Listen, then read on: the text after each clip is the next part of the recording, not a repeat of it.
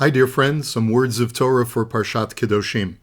In the course of exhorting us to be holy, the Torah reviews those acts that are antithetical to this Kedusha. One such anti-holy behavior is the person who practices molech. Now, this ancient practice involved passing one's child through fire as a form of warding off evil spirits and protecting one's families. Rambam, Maimonides, and Ramban, Nachmanides, disagree as to whether this practice caused harm to the child who was passed through the fire. According to the Rambam, the Molech priest merely passed the child between two pillars of fire, but the child was unharmed in the process. People engaged in the Molech ritual out of a great love for their children, since the priests preached that this was a way of protecting their children from harm. According to the Ramban, however, the child who was brought to the Molech fire was actually burned to death in the process. It was thus a form of human sacrifice. The idea behind it was that if one would sacrifice one of their children, the rest of the children in the family would be protected and blessed. The Torah is explicitly harsh in its punishment for the person who engages in this Molech activity. Any person from Bnei Israel or its converts who give of their offspring to Molech, says the Torah, must die by stoning. Additionally, God says, I will place my face against this person and will cut him off from his people, for he has submitted his progeny to Molech, and he has therefore defiled my holy place and profaned my name. We can certainly understand the harshness expressed by the Torah according to the Ramban, who defines this as human sacrifice, a most heinous crime. But why is it treated so harshly according to the Rambam? At worst, it's a superstitious practice that harms no one. It's almost as innocuous as burning incense near a baby's crib or tying a red thread around an infant's wrist. We also observe that the Torah expresses concern that the community might not want to punish the Molech practitioner. And as it says in the Torah, if the people of the nation hide their eyes from this man who has given his children to Molech, then I will turn my face toward him and his family and will cut him off. Now, of all the mitzvot of the Torah, why is Hashem so concerned that the community members will shirk their civic duty and not properly punish the Molech practitioner?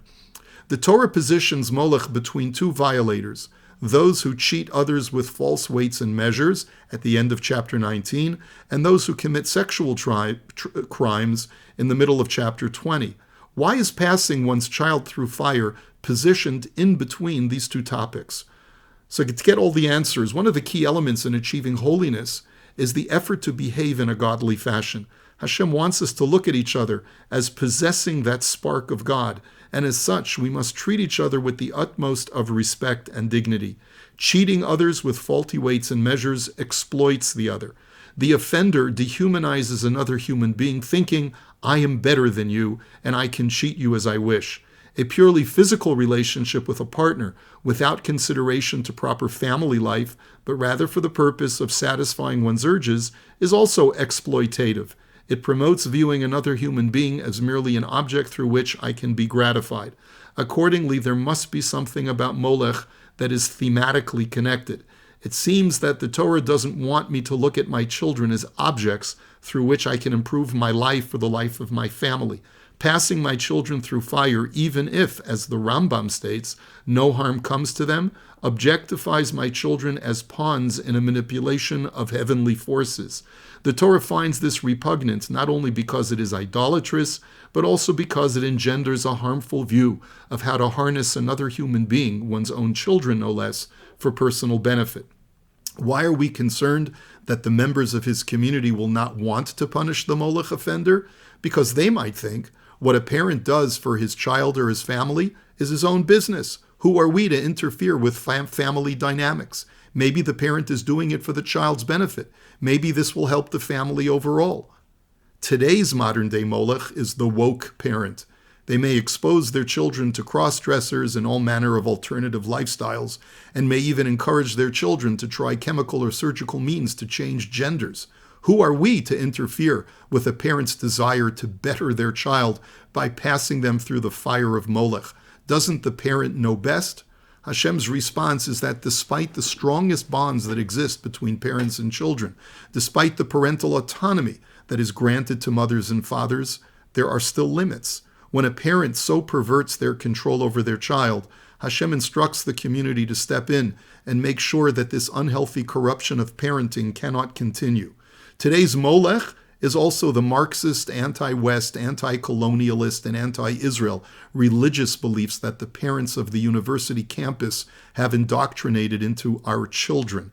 One might conclude that this kind of nonsense has not infiltrated the more traditional segments of Jewish family life, but that would be a mistake, unfortunately.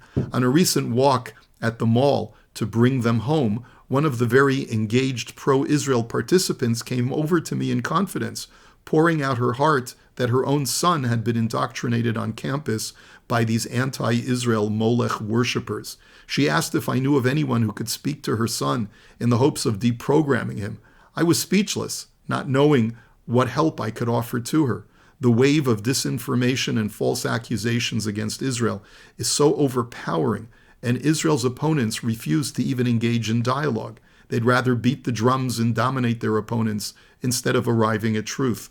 I expressed my sympathy to this person, expressing regret that I could not offer more. This Sunday night is Yom HaZikaron.